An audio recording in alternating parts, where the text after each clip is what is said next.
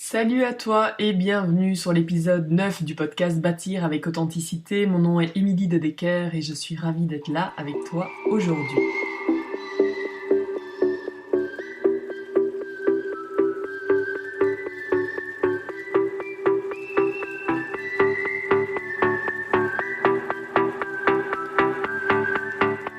Alors on est en octobre, je rentre d'un séjour en Europe bien chargé. L'automne est là et j'aimerais utiliser ma dernière publication comme tremplin pour le sujet d'aujourd'hui, qui était intitulé Ne jette pas le bébé avec l'eau du bain ou pourquoi j'ai failli arrêter doTERRA. Alors si t'écoutes ce podcast dans 6 mois, dans un an, rends-toi sur mon profil Instagram collectif essentiel Émilie en date du 22 octobre et si tu l'as pas lu, va le lire et ensuite tu reviens, d'accord? Alors à travers cette publication, en fait, j'ai souhaité te montrer en toute authenticité que non, en fait, tout n'est pas toujours rose. Et c'est ok de douter. C'est vraiment ok de douter. Je pense que c'est vraiment ça que j'avais envie de dire, que tout le monde doute à un moment donné, et en fait que tout le monde doute dans la vie en général. C'est pas juste doTERRA. Il y a deux causes principales à mon down, et les deux sont de ma faute. Et c'est de ça que j'ai vraiment envie de parler aujourd'hui. Donc la première cause, en fait, mon amie Christelle, que j'ai interviewée dans le premier épisode de ce podcast. Si tu l'as pas écouté, là aussi, va l'écouter, c'est super inspirant. Et mon amie Christelle, en fait, m'avait prévenue. Elle, en fait, elle regarde rien sur les médias sociaux. C'est vraiment un côté où elle me disait, mais je trouve ça tellement encombrant, puis lourd les médias sociaux, puis elle avait la pression de devoir être bonne en ligne et tout ça. Et donc elle m'a toujours dit voilà qu'elle décidait de pas regarder ce qui se passait parce que ça a un trop gros impact sur elle en fait, sur son état. Et j'ai entendu ce qu'elle m'a dit. Mais j'ai continué quand même. J'avais vraiment, puis je pense que tout le monde a certainement déjà vécu cette situation, puis c'est comme les parents qui disent tout le temps les choses aux enfants, qui l'écoutent pas, et puis finalement ils vont l'expérimenter eux-mêmes, et voilà. C'est comme ça que ça se passe, moi ça a été ça, c'est que j'ai continué à regarder plein de choses, j'avais envie de me tenir au courant de différentes choses, et j'avais besoin de mon propre clash, vraiment de toucher ce moment où il y en a de trop. Toute cette énergie négative, et en fait le problème c'est que l'être humain il est quand même pas mal attiré par ça. En fait je me rends compte que j'en consommais beaucoup et qu'à un moment donné ça a été atteindre ma propre énergie. Donc ça c'est vraiment la première cause, puis là j'ai eu le choix. Soit je continuais et je blâmais le monde et je disais que ça fonctionnait pas et petit à petit j'allais vraiment aller saccager ma propre énergie, ou alors je prends la décision de tout couper. Voilà, ça a été ma décision, je pense que j'avais besoin de toucher ce trop à un moment donné et d'en faire quelque chose de bien. Donc ce que j'ai fait, c'est que j'avais déjà retiré toutes les notifications et en passant, si tu l'as pas encore fait, enlève toutes les notifications, c'est juste, aujourd'hui ça me paraîtrait complètement infaisable, puis ça fait déjà plusieurs années que je le fais. J'ai absolument rien qui sonne sur mon téléphone, sauf mon téléphone, le vrai téléphone. Mais là, j'ai désinstallé Messenger, j'ai désinstallé Facebook de mon téléphone, et quand je suis sur Instagram, c'est pour poster, pour développer, pour contacter, pour répondre aux messages, mais c'est tout. Je ne scrolle plus, et il y a même des apps d'ailleurs qui existent, qui te permettent vraiment de contrôler, dont certaines extrêmement radicales. Si tu fais un choix, ça va couper ton téléphone à un moment donné et tu peux plus le réactiver. Mais il y en a des beaucoup plus soft. Donc, si tu ressens ce genre de sensation où tout devient lourd, t'as le choix. Ok? Deviens vraiment le leader de ta propre vie. Puis c'est ce que je partage toujours. Puis c'est drôle parce que parfois on est les cordonniers qui sont les plus mal chaussés. Sauf que je m'arrête et je prends conscience de mon état pour prendre une meilleure direction. Donc vraiment, deviens le leader de ta propre vie et prends le temps de célébrer. Par exemple, moi je célèbre, là j'arrête pas de dire à mes enfants, à mon mari, le temps que je gagne, la paix mentale que j'ai gagnée, puis ça devient une discussion aussi chez nous par rapport au monde extérieur, aux médias sociaux, puis qu'est-ce qu'on invite vraiment dans notre vie. Donc ça c'était vraiment le premier point. La deuxième cause à mon état, à mon down, c'est qu'en fait, je me reposais sur le ralentissement général dû au Covid. Je sais qu'il y a eu beaucoup d'équipes qui ont eu un ralentissement global, mais moi, je me suis reposée là-dessus. Et à un moment donné, je me suis rendu compte que je faisais plus ce qu'il y avait à faire. Donc j'étais imprégnée un peu de mauvaise énergie. Après, je reste quand même quelqu'un de très positif et tout, donc c'était pas non plus la mort, hein, je veux vous rassurer, mais c'est juste que c'était pas du tout mon état habituel. Et donc, je me rends compte que je ne sais plus les actions que j'avais à faire. Puis là aussi, c'est OK. OK? Et pourquoi je partage ça dans ce podcast? Parce que j'ai vraiment envie de te dire que si c'est des choses que tu ressens, c'est pas doTERRA qui est pas bien, c'est pas que t'es pas capable, c'est pas que tu y arriveras jamais, c'est juste qu'il faut que tu changes certains messages que tu te racontes. Et d'accepter que, ben oui, parfois, je vais faire moins les actions que j'ai à faire, j'en prends conscience, puis je m'y remets. Donc, moi, ça m'est arrivé plusieurs fois. Ça fait plus de 4 ans que je développe doTERRA et c'est arrivé à tout le monde, absolument tout le monde. Sauf que si tu t'y remets pas, ben ça finit par jouer sur le moral et ben tu finis par plus y croire, tu finis par douter. Et il faut savoir que quand tu commences à évoluer dans doTERRA, puis que tu atteins Silver, Gold, Platinum, Diamond, ben ça prend de l'énergie pour soutenir une équipe. Et que donc cultiver ta propre énergie, c'est vraiment quelque chose d'essentiel. Et là, en fait, de l'énergie, ben j'en avais plus. Ok, je voyais ça vraiment comme quelque chose de très très très épuisant.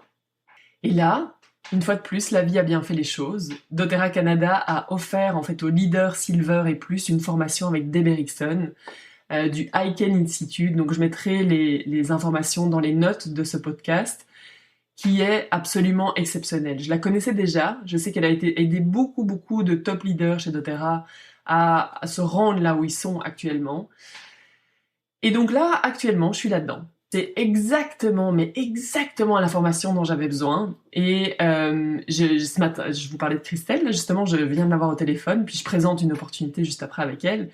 J'ai vraiment retrouvé la passion des premiers jours. Donc, j'ai juste envie de partager ici, dans cet épisode, quelques points clés qu'elle a partagés dans sa formation. Après, il y en a 1000 que je pourrais partager, mais ça, ce sont vraiment des petites choses qui, moi, m'ont aidé. Puis, je te demande juste de voir comment ça résonne en toi. Ok? Comment, quand je te dis certaines choses, quand je vais te partager certaines choses, juste prends conscience, puis en toute humilité, voilà, à un moment donné, sortir de ton corps, de te regarder et voir, bah tiens, là je pourrais peut-être faire quelques adaptations.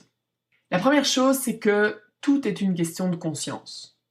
Puis plus j'avance, plus je m'en rends compte.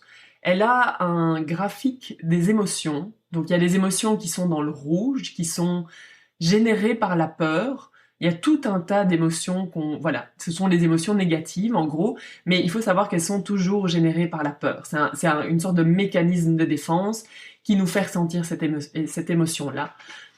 Et puis il y a celles qui sont dans le vert. Il faut savoir que chaque seconde que tu décides consciemment de passer dans le vert durant ta journée va te faire sentir mieux, va te donner confiance et va te rendre plus attractif. Parce que oui, les gens qui sont dans le vert, les gens qui sont plus dans le positif, l'optimisme, ben ça attire. Donc là, l'idée, c'est pas d'être, là je vous parle pas d'être vraiment dans la positivité toxique où tout va tout le temps bien, alors qu'en fait non, c'est pas vrai, c'est pas ça que je vous demande. C'est juste de prendre conscience de vos émotions. Par exemple, avant de faire un appel ou avant d'inviter, de voir comment on se ressent. Est-ce qu'il y a des moments où je suis découragée? Par exemple, est-ce que je ressens de la colère? Est-ce que je ressens de la frustration, de la démotivation? Stop. C'est qu'est-ce que je peux faire maintenant pour améliorer ne fût-ce qu'un tout petit peu mon état émotionnel. Je vais voir si je peux vous partager dans les notes aussi du podcast ce schéma des émotions. Et donc de l'imprimer, juste se demander qu'est-ce que je peux faire, pas pour être complètement heureuse et tout va bien, youpi, youpla boum, mais juste de voir comment est-ce que je pourrais juste aller un tout petit peu plus vers le vert. Tout ça, c'est juste une question de conscience. Et de se poser la question régulièrement, est-ce que cette émotion me sert? Puis souvent, ben en fait non, elle me sert pas. Donc on dit stop, volontairement. Ça c'est la première chose. Deuxième chose, ça on verra aussi, on est en train de voir si on peut les traduire en français, mais on écoute à longueur de journée des neurotools, donc qui sont ultra boostants et qui permettent de transformer vraiment notre mindset. Donc je suis sûre qu'il en existe déjà en français, je vais voir si on écrit neurotools en français ou outils il faudrait voir, j'aurais pu me renseigner avant l'épisode, mais bon, ça c'est moi.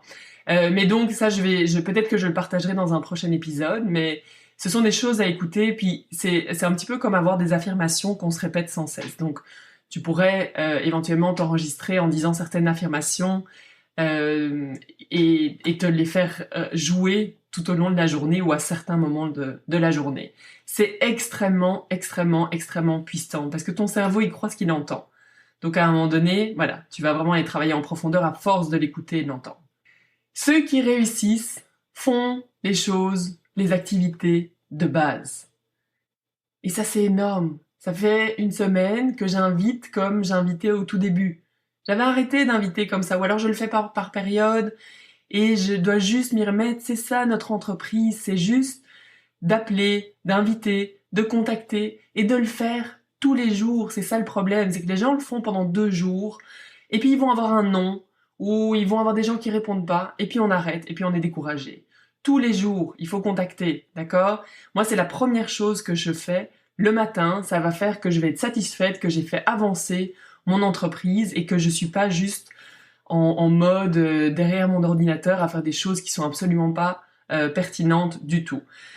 Donc, il y a souvent des actions qu'on fait pas en fait, parce que notre cerveau l'a identifié comme une menace. Donc, ce qu'on veut, c'est vraiment couper cette connexion neurologique et créer des nouveaux messages. Et ça, comment on fait ça? Avec des affirmations, tous les jours. Prendre conscience, stop, je décide de changer de chemin. Donc, c'est vraiment une décision qu'on veut prendre consciemment tous les jours. Et petit à petit, ça s'ancre et ça devient des nouvelles habitudes. 4e point. Your vibe attracts your tribe. Donc, ton énergie attire ta tribu. Donc, si t'es pas satisfaite de ta tribu, puis j'en entends plein, là, des gens qui se disent « Ah, mais t'es mon équipe, j'ai quelques conseillers, mais ils sont vraiment pas engagés. » Arrête de blâmer les autres, ok? Arrête de blâmer les autres. Tu veux une nouvelle tribe, une nouvelle tribu, j'ai dit avec un bel accent français, change ton énergie.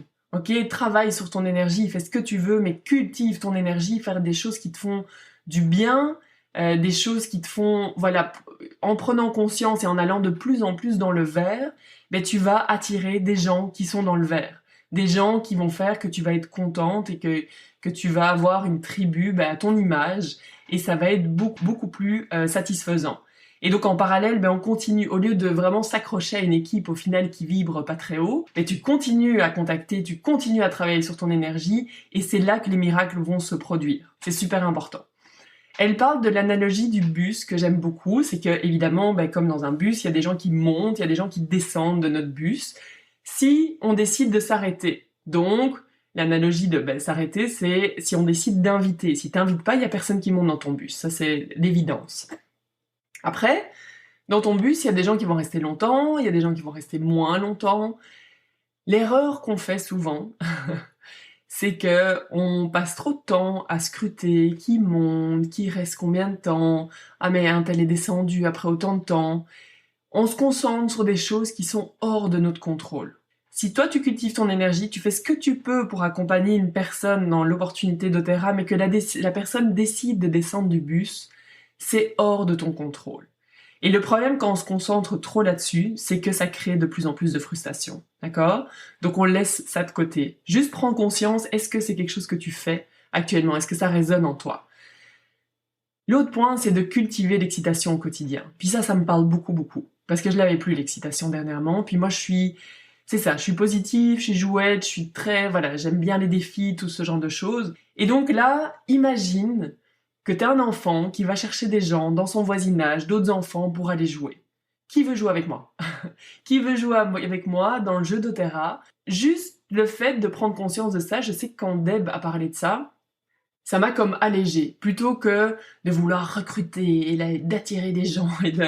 Non, qui a envie de jouer avec moi? Ok? C'est un jeu, on s'amuse, et il y a beaucoup de joie et beaucoup de légèreté. Donc c'est juste... Il n'y a rien qui a changé la situation, c'est juste un différent mindset. Donc c'est sûr que j'aurais mille et une choses à te partager ici, de ce que j'apprends, mais je pense que déjà ces simples prises de conscience, pour moi, ont absolument tout changé, ou m'ont reconnecté vraiment à mon pourquoi d'Otera. Donc si ce que j'ai partagé ici résonne en toi, prends un moment pour aller commenter, pour aller donner ton avis sur Apple Podcast, ça m'aiderait beaucoup. Et surtout, j'ai envie de te lire, donc tu vas trouver le lien dans les notes de cet épisode. Merci beaucoup à toi d'avoir écouté ce podcast jusqu'au bout. Et un dernier mot au sujet de ma formation, j'ai créé une liste d'attente, comme ça tu seras tenu informé de la prochaine session qui aura lieu incessamment sous peu. Alors assure-toi d'aller sur mon site collectifessentiel.com, donc je répète collectifessentiel.com, tu vas avoir un onglet formation pour conseiller doTERRA. Prends soin de toi et on se réentend très très rapidement.